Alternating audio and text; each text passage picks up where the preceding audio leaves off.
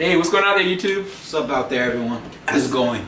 You good? Yeah, I just gotta clear my throat. Sorry. This is SEL 0320. It's Joe Johnson 030 coming at you one more time. One more time. So this is gonna be our non-spoiler review of an advanced screening of a brand new movie that's gonna be coming out. I think it's gonna be like June the 19th. Yeah. This is gonna be a month away. So thank you again for, I keep saying it, the City Vault. Like, I appreciate it for allowing us to be one of your participants in this advanced screening that we actually were able to go and see in Washington, D.C. and Georgetown theaters. But not just did we actually get to see it, we got to actually interact with the actual actors, the main two leads, and the director. And if you want to know what our experience was or the footage that we took, go to the spoiler review section if you want that. If not, what I can probably do is give y'all maybe like a separate section of it, so that way the people that don't want to be spoiled, they can actually get to it. So you can do either one. I'm going to put in the description bar below a link to the spoiler review if you actually want to look at that, and it'll be up there as well. But then we're also going to put the footage just by itself, so you're not going to be spoiled by anything, but you're actually going to get our interactions with them, us actually getting them to actually sign stuff for us. And we actually took pictures with them, which is really awesome. They're really grounded and down-to-earth people. Yeah, and I'm yeah. Go ahead. Very down-to-earth people, man. They're like so funny and just laid back even. It was actually really a pleasure to meet them. And the name of the movie, before we even started this, again you said the name of the movie, is Me and Earl and the Dying Girl. The synopsis basically reads, a teenage filmmaker befriends a classmate that is with cancer. Now, this is not your conventional comedy, I will warn you, but it was very well thought out, and it's based on a book that the main characters are off of. So you got Thomas Mann is playing the role of Greg Gaines. You've got Connie Britton, who plays basically Greg's mom. If you remember, like American Horror Story, she plays in that.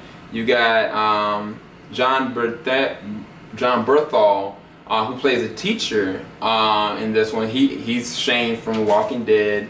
And then you got the female lead, Olivia Cooke, that plays the role of Rachel. Now, Earl is being played by an actor that just kind of like on the scene is Cyler, who does an awesome job as well. But so let's go ahead and break this down. Cinematically, how they did the shots and how they added comedic value to taking you through these filmmakers, who is basically this Earl and it's Greg, and they come up with these conceptualizations of movies and they change the name of them, but they shoot them like full range, but they don't have any budget at all, and they're just so funny. But they're really done really well because they capture it cinematically, I'm looking at somebody that authentically did this. But then there are subtle scenes where you have Greg and you have the terminally ill Rachel, and their scenes together are so personal because they're captured basically like, if I'm looking at y'all right now, he's right behind her and she's emoting in front of the camera and he's emoting on the other side of it. Normally you go pan between different characters, you know what I'm saying? But in this one they shoot it so as though you're looking at both of their perspectives, and it's not an easy, comfortable thing. It's really naked. It's really bluntly naked. But even like going through like the school and you're in Greg's house, it's always moving according to how the personality of the character that they're focusing on. So if it's Earl, then it might embody what his life is like. Or if it is like Rachel, then it's slowly changing and shifting with the season. There's even a scene, I think, in the movie where it goes from season to season to season, where she's just dissecting and going through stuff. But it's basically the same exact scene, but it's interacting with Rachel and Greg. And I thought it was a wonderful shot. I thought that cinematically and how they shot it was really well done. But in like even the scores for the small movies and even like the score for the movie, it fit perfectly for me. So if I had to give it a rating as far as the cinematics and how it looked, I'd have to give it a 9 out of 10. I actually really liked how they shot everything. I thought it was really well shot. What's your thoughts on the cinematics and the audio or the score for this one? I think for the cinematics, I'll give it a 10. I really enjoyed it. They had different shots that were really sweet. and I'm not saying sweet as in like romantic, but like really like a sweet shot. There was one shot where they had your man Greg. He was actually coming to the high school, and it was like 2 hallways. And it was like a fork, and it's going down 2 hallways. Yeah, it was perfect. He was standing at this fork, and like just that shot alone, like I'd never seen a high school like from that perspective. Like yeah. And even the director, like when the Q&A session came up, he was talking about someone asked a question like about his process of like selecting the school he wanted to shoot.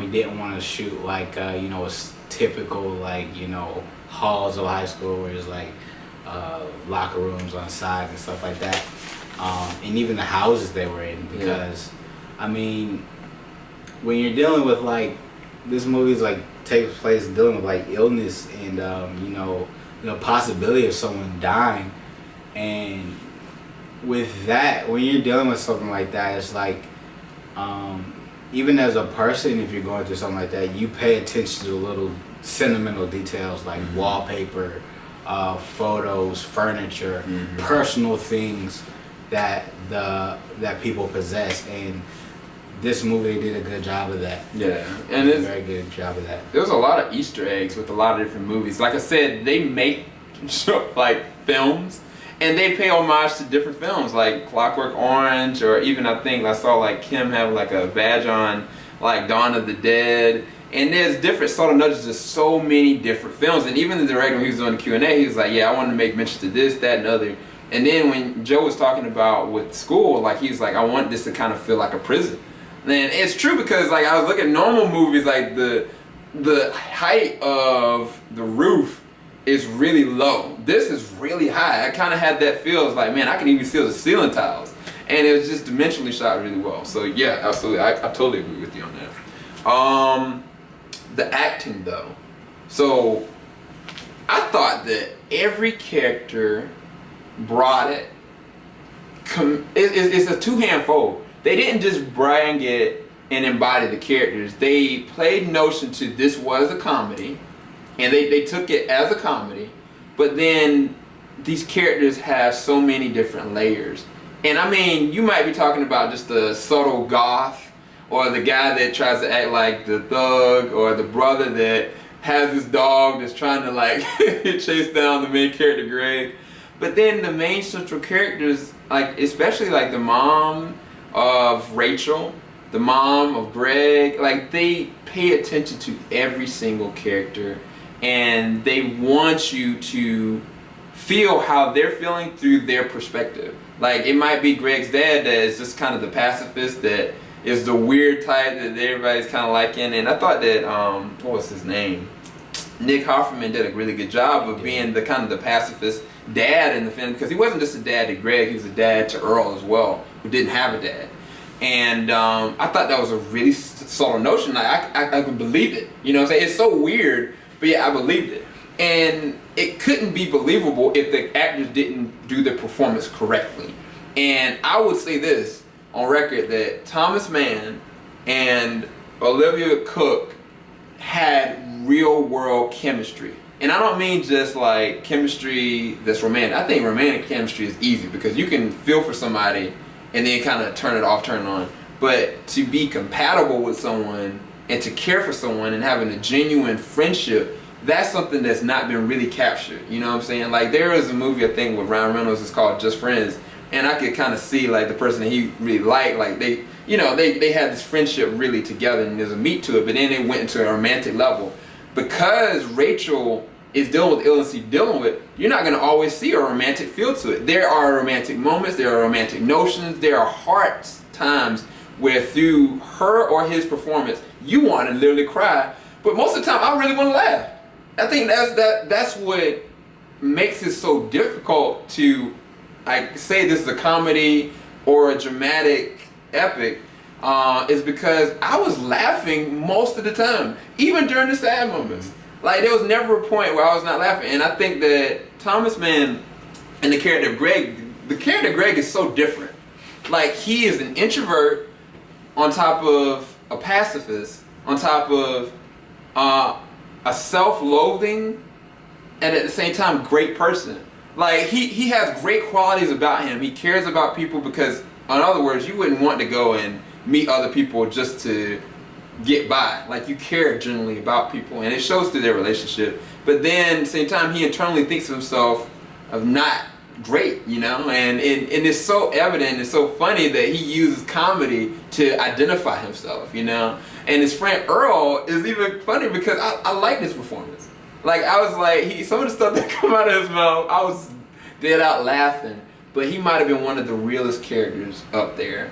And that was played again by RJ, I forget his last name, RJ Cyler. He did a really good job.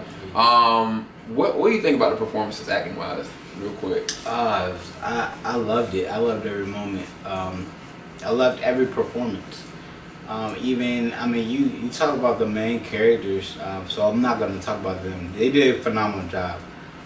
But each character did a really good job. And also, like, Greg's dad, which caught me by surprise because he doesn't play a large, well, not like a super role. What was his name? Nick Offerman. Nick Offerman.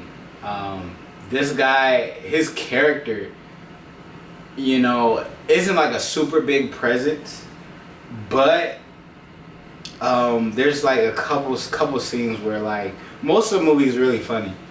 But I took him seriously in one scene where they were in the movie. They were in like a movie shop, and this guy was telling a story, and I was like listening to what he was saying, and it was almost like he was quoting like a monologue or something like that, or just having a moment where he was just speaking, and he was very poetic. You know, just like, this guy is like, all right, this guy has some depth to him.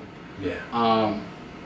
And with that one scene, it changed my perspective on the character. And not only that, but Greg's history teacher. Yes. He's like, he doesn't have like a super important role in the movie, but he does. But he does. And he says one line, kind of towards the end of the movie, and it's for me, it's like the most quotable line in the movie. Yeah. So every performance, man, I thought was amazing. Yeah. And I mean, what was her name? Molly Shannon. Y'all remember this? She plays the mom of Rachel. Like, you wouldn't expect the funniest and craziest mom to play the girl, like, to play the girl's mom. You know what I'm saying? Like, but she does it so well. And you can tell that she's got a lot of weight on her, and she supplements that through drinking and interacting and flirting, and just but she's real. You know what I'm saying? And that's one of the things that out of everybody's performance, they felt authentic, they felt real, but they felt not just one-dimensional. There was different things going on with them. So acting-wise, I give it a 10 out of 10. I actually enjoyed every person's performance, even the small actors. What about you as far as a rating? I give it a 10. I give it a 10, man. So the last thing we really have is the story. And I mean, the story was written by Jesse Andrews, who's the actual writer, with the director, who actually, I can't believe we met this guy. Like, we met the director, Alfonso Gomez-Rejon. He does a really good job directing this movie, y'all, because the screenplay is everything when it comes to a production. If you don't have the right screenplay and you don't have the writer on top of it, then all you can do is really adapt. And he makes it kind of his own, because you got this story of this guy, like I said, this introverted, messed up internally, but he's trying to get through just high school without being noticed. And then he's presented with something that is going to make him completely noticeable by everyone. And it just turns his world upside down. But then you've got this girl who's been noticed by everyone, but then she has to escape and recede into herself, and is noticed by no one intentionally, because she doesn't want it. She doesn't want to be around anyone. She's self-loathing of herself. And so when they meet together, they complement each other. And it's not a love story. It's just such a simple story that tells two lives that intersect with everything else around them. And it's so well done. I really can't spoil it. You have to really go and check out our spoiler review if you really want to know more about it. But as far as the story and as far as how they did it and as far as how smart the screenplay was, I have to give it a 10 out of 10. I really enjoyed every second of the story because points I was ready to cry. There's a specific moment between Greg and now I was about to say Olivia and Rachel, and when they're in her room and they're having a serious conversation about college and something that she just found out, and how they do it, it's just so well done, and it was scripted well, but it was acted well, and then the continuation of that evolves the rest of the story from that point. And then these short films that he has, it all plays a role into all of it as well. And I really enjoyed the story. That's all I can really say without going into too much detail, which we will go to in the spoiler review. But what about you, Joe? What's your final thoughts on the story? The story, I absolutely loved it and how it was told. Towards the end of the movie, the story is told in a way that it brings everything full circle. Yeah. And one thing I like about this movie, it as a viewer, it made me appreciate not only Greg and Rachel's like relationship, and that they needed each other. Like their relationship was really good. Like, and it was like you could tell like it was just good for both of them. Mm-hmm. Like both of them were benefiting from the relationship. Mm-hmm. But watching the movie makes me as a viewer like place value not only on life, but just not only on life but also on relationships. And also one thing this movie does, it places value on each character, and that's something you don't find in a lot of movies. Like a lot of movies, you can take out a character here and take out a character there, and it'll be, the story could still be told. Yeah. But if you take out one person, it will change its entire story dramatically. Yeah. And every person in the story is needed. That's true. And to me, that's so hard to capture. Yeah, that makes it makes or breaks a great film from a good film. And something like this, it's gonna be underlooked just because of the title. It sounds strange, but you mark my words, they're gonna get something back for this. Or if not in this film, but the next one. And it's really good. It's really good. So 10 out of 10 for you? Yeah, 10 out of 10. So yeah, that's our review, our non-spoiler review for this awesome movie, Me and Earl and the Dying Girl. Definitely go check it out in cinemas when it comes out, June the 19th, I believe. And hopefully y'all enjoyed our review. If you did, leave a like below. And like I said, I'm going to put a link to the spoiler review in the description box below. And I'm going to leave a trailer so you can actually check out the movie for yourself and get your comprehension of it. But like I said, the trailer doesn't even do it justice. Like, it was done so well. But yeah, hopefully y'all enjoyed this. This is SEL0320 signing out. Joe Johnson. Later, everybody. Deuces.